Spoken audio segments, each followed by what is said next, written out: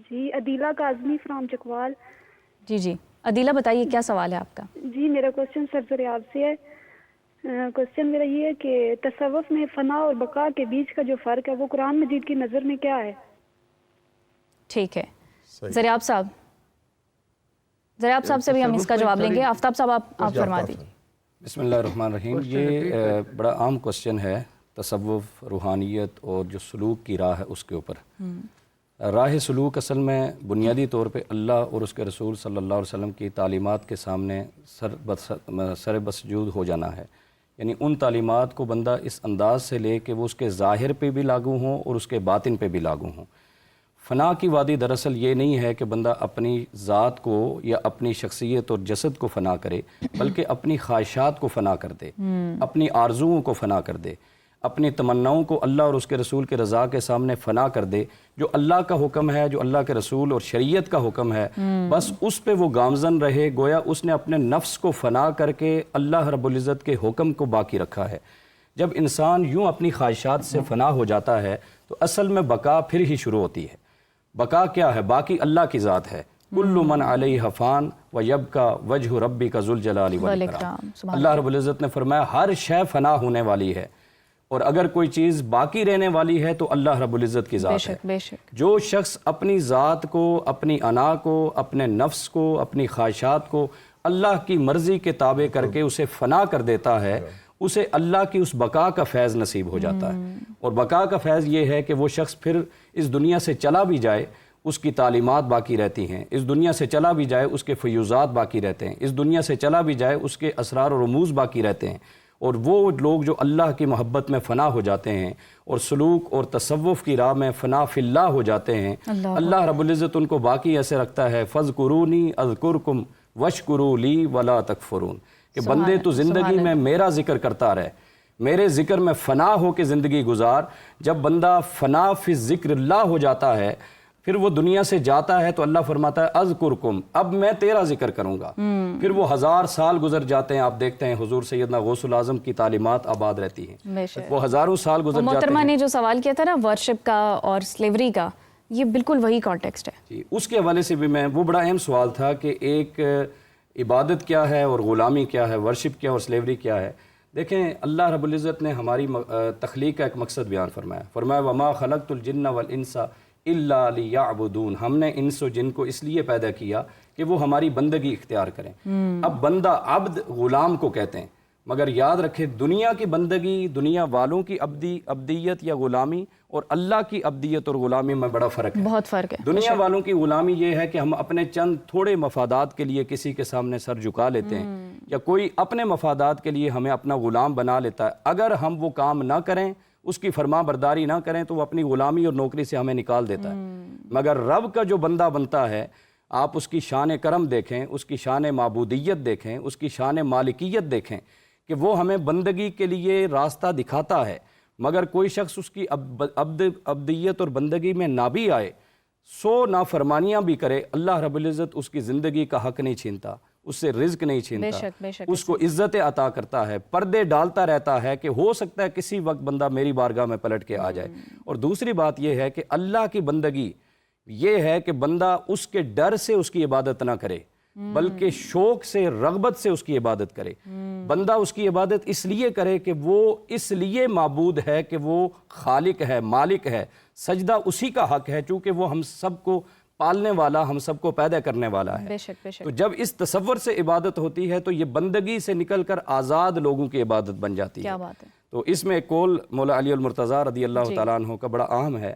آپ فرماتے ہیں کہ جو لوگ جنت کی تمنا میں یا اللہ کی نعمتوں کی تمنا میں اللہ کی عبادت کرتے رہتے ہیں، فرمایا وہ سوداگر ہیں، وہ تاجر ہیں، انہوں نے تو نعمتوں کے بدلے میں عبادت کرنا شروع کی ہے۔ فرمایا جو اللہ کی خشی، اللہ کے ڈر سے، خوف سے عبادت کرتا ہے کہ مجھے دوزخ میں نہ جلنا پڑے، قبر کا عذاب نہ مل جائے، فرمایا یہ غلاموں کی عبادت ہے۔ اور جو شخص اس لیے عبادت کرتا ہے کہ وہ معبود حقیقی ہے، وہ عبادت کے لائق ہے، علامہ صاحب وہ مالک ہے، یہ آزاد لوگوں کی عبادت ہے۔ ڈر بھی احترام کی ایک شکل کہلاتی ہے، ڈر ہوگا احترام ہوگا، ڈر اور خشیت میں تھوڑا سا فرق ہے۔ اچھا حافظ صاحب، آپ سے ہم یہ پوچھنا چاہیں گے کہ اللہ پاک نے قرآن مجید کی حفاظت کا ذمہ جو ہے وہ لیا، تو باقی جو 3 کتابیں ہیں ان کی حفاظت کا ذمہ اللہ پاک نے کیوں نہیں لیا؟ بسم اللہ الرحمن الرحیم. کتابیں ساری اللہ کی طرف سے ہی ہیں، لیکن سب سے بڑا مسئلہ جس طرح قرآن میں آتا ہے، اللہ کہتے ہیں ہم نے تورات انجیل ان کو اتارا نا تو ان کے محافظ ان کے عالموں کو بنایا، یعنی انہوں نے حفاظت کرنی تھی. اللہ نے وہ سب دنیا کو دکھایا کہ میں نے تمہیں کتابیں دیں، حفاظت کی ساری تمہیں طریقے دیے، تم نے اس پر کاربند نہیں رہے. اب اللہ وہ چیز نازل کر رہا ہے جس کا اللہ خود محافظ ہے. کوئی اور اس کے اوپر کسی کی کوئی دنیا کا بڑے سے بڑا علم والا آ جائے، قرآن کی زبر نہیں بدل سکتا. تو یہ جو پہلی کتابیں ہیں ان کے لوگوں نے خود اپنے نفس کی خواہشات کے پیچھے چل کر انہوں نے نبیوں کو جس طرح آتا ہے قتل بھی کیا، اپنے ان کے ساتھ انہوں نے عمل کرنے کے بجائے ان کی کتابوں کو تحریف کر دیا. تو اللہ تعالیٰ نے اس کو اس لیے اس کی حفاظت کا ذمہ نہیں لیا، جس میں سب سے بڑا مسئلہ کہ وہ ایک خاص قوم کے لیے تھی. یعنی حفاظت کا ذمہ تب لیتے کہ کل کائنات میں وہ ایک ہی فیصلہ ہے. جس طرح چھوٹے چھوٹے قانون بنتے ہیں نا دنیا میں، وہ ٹوٹ بھی جاتے ہیں. بڑا قانون جو انٹرنیشنل لا ہوتا ہے وہ چلتا رہتا ہے. وہ آپ جہاں پر بھی دیکھیں وہ غریب امیر چھوٹا بڑا وہ رولز اس کو فالو کرنا پڑتا ہے. تو یہ کتابیں بے شک اللہ کی ہیں. ہم جتنے ہمارے عیسائی لوگ ہیں یا یہودی جتنے ہیں، ہم سب کو یہ پیغام دیتے ہیں کہ تمہاری کتابیں، تمہارے نبی وہ سچے ہیں، لیکن تحریف شدہ ہوگی، تم نے بدل دی، تم نے اس طرح اس کا خیال نہیں رکھا. تو آئیں اس کی طرف جس کا خیال اللہ نے خود رکھا ہے، جس کتاب قرآن کو اللہ نے رکھا ہے. تو یہ پہلی کتابوں کی حفاظت جو ہے وہ اللہ نے تو دیا، اختیار دیا. یعنی کہ بندے کو اللہ کوئی چیز دیتا ہے، کہتا ہے اس کو سنبھال لے، وہ خود نہیں سنبھالتا. یہ اللہ نے حفاظت اس کی، یہ نہیں کہ اللہ نے نہیں کی. یہ جملہ جو کہتے ہیں نا کہ اللہ نے اس کی حفاظت کا ذمہ نہیں لیا، اللہ کی چیز ہے. اللہ تو عام بندے کو جس طرح بتلا رہے تھے نا، اللہ کے ہاں مقام عام چیزوں کا بھی ہے، لیکن اپنا مقام لیول وہ جس کو عطا کیا گیا اس نے بنانا ہے. کتابیں اللہ نے دیں، اللہ نے کہا عمل کرو، چلتے رہو. انہوں نے جنہوں نے کیا وہ جس طرح فَمَن يَعْمَلْ مِثْقَالَ ذَرَّةٍ خَيْرًا يَرَهُ، جس نے ایک چھوٹا سا بھی عمل کیا نا وہ اس کو اللہ نے اس کا اجر دینا ہے. جس نے کتاب کی حفاظت کی وہ ان نبیوں کے ساتھ ہوں گے. جنہوں نے تحریف کر دی، انہوں نے بدل دی، اللہ تعالیٰ نے کہا کہ پھر انہوں نے جب بدل دیا، پھر کیونکہ یہ قرآن کا ایک معجزہ بھی ہے. دیکھیں اگر وہ بھی نہ بدلتی اور قرآن بھی نہ بدلتا، ہم ان کو کیا چیلنج دیتے؟ انہوں نے کہنا تھا ہماری کتاب کی طرف آئیں، ہماری بھی تو کتاب ایسی ہے. تو اللہ نے ہمارے نبی صلی اللہ علیہ وسلم کی شان کو بھی بڑھانے کے لیے، قرآن کے مقام کو بھی بڑھانے کے لیے اس کو جو تحریف ہونی تھی نا، اللہ تعالیٰ نے بتلایا کہ وہ تو بدل گئی ہیں، کیونکہ جس میں نقص آ جائے یا جو بدل دی جائیں اس کی ویلیو کم ہو جائے. حافظ صاحب ایک کالر ہمارے ساتھ موجود ہے. السلام علیکم جی، کون ہے، کہاں سے بات کر رہے ہیں؟ السلام علیکم جی، کون ہے کال پہ؟ میرا نام ماہم ہے، میں اسلام آباد سے ہوں. میرا سوال یہ تھا کہ ہم قرآن مجید کو سمجھنے کے لیے دوسری آسمانی کتابوں کا سہارا کیسے لیا جا سکتا ہے؟ کیونکہ ہمارے ہاں نا یہ ہے کہ آپ تورات وغیرہ نہیں پڑھ سکتے، گمراہ ہو جائیں گے. ٹھیک ہے، میں اس میں ان کا جواب دینا چاہوں گا. جی حافظ صاحب. انجیل کے اندر ہی لکھا ہوا ہے کہ عیسیٰ علیہ السلام نے کہا تھا کہ میں بنی اسرائیل کی ان بکریوں کی طرف بھیجا گیا ہوں کہ جو اپنے راستے سے ہٹ چکی ہیں. یعنی میں صرف بنی اسرائیل کے لیے بھیجا گیا ہوں.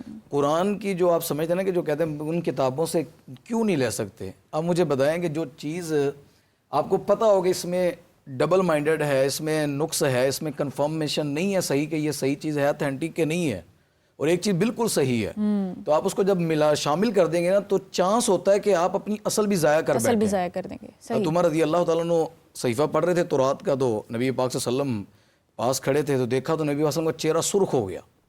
فرمایا کہ جب میرا قرآن آ گیا، مکمل ایک چیز آ گئی، تو آپ اس کے مقابل میں اس کو پڑھ رہے ہیں. تو عام بندہ اگر اس کو پڑھے گا نا، پھر وہ اس کو یہ ہے، دیکھیں اس میں اللہ نے جس طرح عیسیٰ علیہ السلام کے معجزات بیان کیے، قرآن نے ہمیں بتلا دیا کہ باذن اللہ بھی اللہ کے حکم سے وہ زندہ کرتے تھے. لیکن آپ اس حساب سے جس طرح انہوں نے تحریف کر دیا کتابوں کو، آپ پڑھ لیں گے وہ تثلیث کا عقیدہ ان کی کتابوں میں انجیل میں موجود ہے. وہ یہ کہ گمراہی کا امکان موجود ہے. جو اس کو پڑھ لے گا، تثلیث کو ماننے لگ گیا، اللہ معاف فرمائے، وہ اللہ کو 3 خدا مان لے گا. تو اس طرف کیوں جانا کہ جس کی طرف راستے ہمیں بھٹکنے کا زیادہ چانس ہے. تو اس کتاب کی طرف آئے نا جو سب سے زیادہ کھلی ہے اور ہدایت کا سر چشمہ ہے، وہ بالکل واضح ہے.